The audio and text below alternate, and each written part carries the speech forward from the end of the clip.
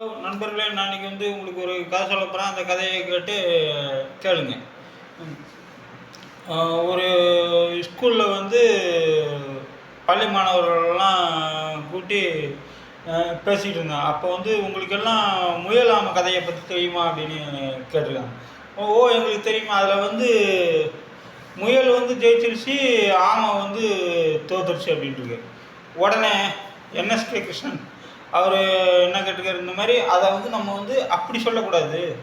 முயல் ஆமை, முயல் ஆமை நம்ம எதுவுமே முயற்சி இல்லாமல் தான் எதுவாக இருந்தாலும் அதான் இந்த முயல் ஆமையோட அர்த்தம் அப்படின்ட்டு. ஓ, சரி சரி. அதேமாதிரி இன்னொரு கதை எப்படின்னா, ஒரு நரி காட்டு வழியாக போகும்போது திராட்சை தோட்டத்தில் உயரத்தில்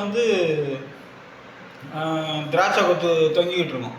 அந்த திராட்சை கொத்தை அது எம்பி எம்பி பறித்து பார்க்கும், அதால் பறிக்க முடியாது. உடனே அது கூட இன்னும் ஒரு ஜம்பு வச்சுருந்ததுன்னா அந்த திராட்சையை பறிச்சிடலாம். ஆனால் அதை கூட ஒரு ஜம்பு பறிக்காமல் சேச்சா இந்த திராட்சை பழம் பிடிக்குன்னு போயிடுச்சு.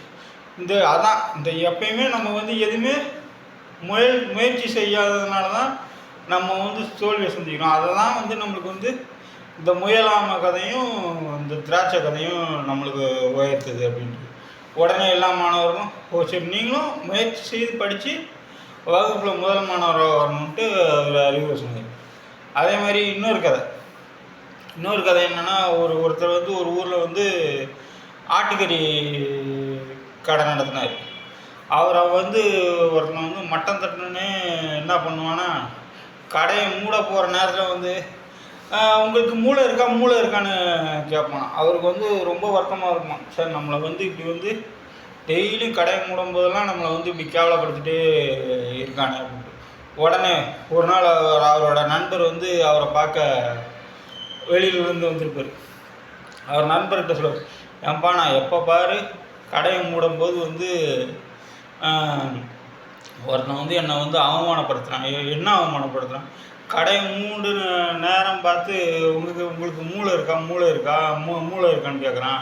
நான் மூளைலாம் காலையில் ஏற்றுவேன், நைட்டு. ஆனால் அவனை என்னால் ஒன்றும் சொல்ல முடியல. அவனை அதே மாதிரி சொல்லாலே அவனை தாக்கணும் அப்படின்னு சொல்லுவார்.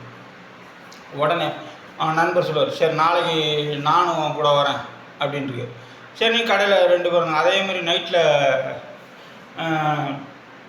கடை மூட போகிற நேரத்தில் அவன் உங்களுக்கு மூளை இருக்கான்ட்டு இருக்கான். ஐயோ, இதுக்கு முன்னாடி வந்தவங்களுக்கு எல்லாத்துக்கும் மூளை இருக்குது, ஆனால் பின்னாடி உங்களுக்கு தான் மூளை இல்லை அப்படின்ட்டு இருக்கான். உடனே அவன் அதிலிருந்து அவன் அந்த கடை பக்கமே போகிறதில்ல. இதுலேருந்து என்ன தெரியுது, எப்பயுமே நம்ம தான் பெரிய புத்திசாலித்தனம்னு நினச்சிக்கிட்டு எதுவும் செய்யக்கூடாது. நம்மளை விடையும் புத்திசாலிங்க இருப்பாங்க. இதுதான் அந்த கதையோட அர்த்தம். நன்றி, வணக்கம்.